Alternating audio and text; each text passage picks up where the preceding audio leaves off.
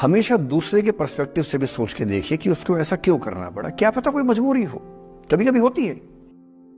मैं बुद्ध की मजबूरी सोच के परेशान होता हूँ कई बार, और फिर मैं सोचता हूँ कि काश यशोधरा जैसा व्यक्तित्व तो सबका होता। बुद्ध की रियल कहानी क्या है शायद किसी को नहीं पता। मैं जिस कहानी की बात कर रहा हूँ, मैथिली शरण गुप्त नाम के एक बड़े प्रसिद्ध कवि ने यशोधरा नाम की पुस्तक में वो कहानी लिखी है, भूमिका में जिक्र किया।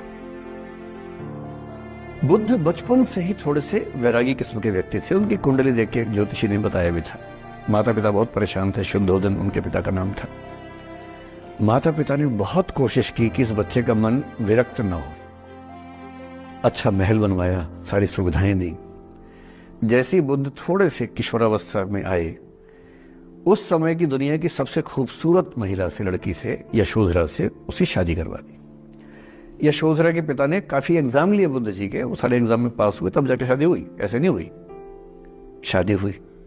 तो बुद्ध भी ठीक था, रमे रहे उस जीवन में। बेटा हुआ उनका राहुल। अब बुद्ध की विरक्ति का भाव बढ़ता जा रहा था। 29 साल की उम्र के आसपास ऐसा हुआ कि उन्होंने एक मृत व्यक्ति को देख लिया, एक बूढ़े को देखा, एक भिखारी को देखा, एक बीमार को देखा। विरक्त हो गए और उनका मन हुआ घर छोड़ दूं, ज्ञान की खोज में चला जाऊं।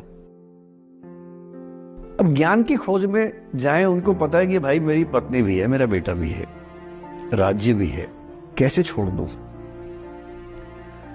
छोड़ना जरूरी है। अंदर की आवाज है कि छोड़ो, तुम इस चीज के लिए नहीं बने हो, तुम्हारा स्वधर्म कुछ और है। बाहर की जिम्मेदारी है कि छोड़ नहीं सकते।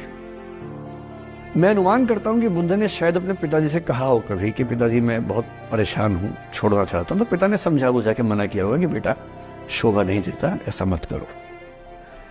हो सकता है पत्नी से भी बात की हो, पत्नी ने भी कहा हो कि ये क्या बात हुई, हम सबका जीवन तुम पे टिका है, बच्चा अभी बिस्तर से भी नहीं उतरा है, अभी तो चलना भी नहीं शुरू किया है, तुम ऐसी बात कर रहे हो।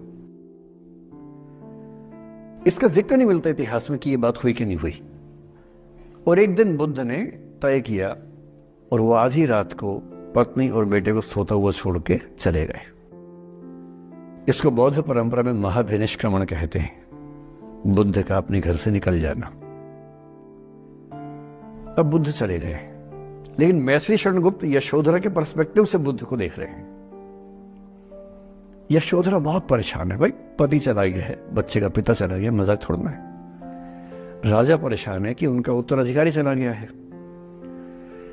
यशोधरा इतनी परेशान है, बहुत लंबे समय तक छंद आते रहते हैं कि वो कितनी बेचैन है, कितनी परेशान है। लेकिन यशोधरा की सबसे बड़ी परेशानी